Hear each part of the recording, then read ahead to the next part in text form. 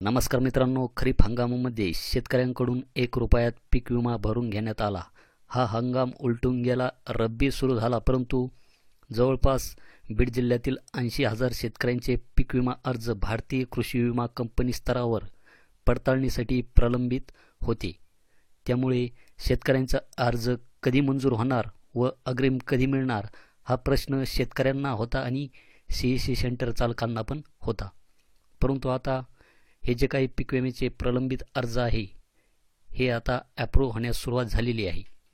तर त्यासाठी मित्रांनो आपल्याला pmfby.gov.in या वेबसाईटवर यायचं आहे. येथे आल्याच्यानंतर आपल्याला आपला CSCचा जो काही ID आणि पासवर्ड आहे तो टाकून आपल्याला येथे लॉग इन व्हायचे आहे. त्यानंतर आपल्याला आपले स्टेट येथे निवडायचे आहे. त्यानंतर आपल्याला येथे 2023 खरीप प्रधानमंत्री फसल विमा योजना, तर येथे आपल्याला क्लिक करून येथे सबमिट करायचे आहे. त्यानंतर आपल्याला येथे ॲप्लिकेशनमध्ये यायचे आहे.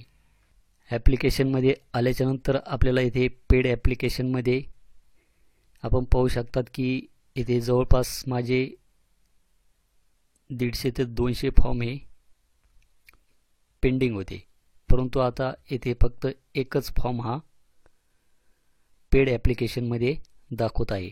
बाकीचे जे काही फॉर्म आहे हे पूर्ण फॉर्म आता ॲप्रूव्ड ॲप्लिकेशनमध्ये गेलेले आहे.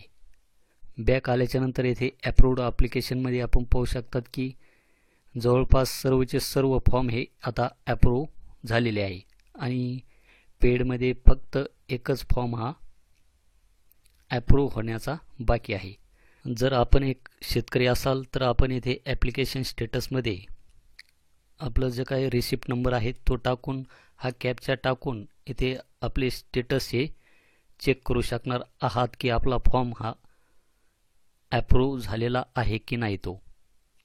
आणि हे जे काही ॲप्रूव्ह झालेले फॉर्म आहे यांचा सोयाबीनचा जो काही 25% अग्रिम बाकी आहे हा अग्रिम कधीपर्यंत शेतकऱ्यांच्या खात्यात येईल हे अद्याप याचे अपडेट नाही.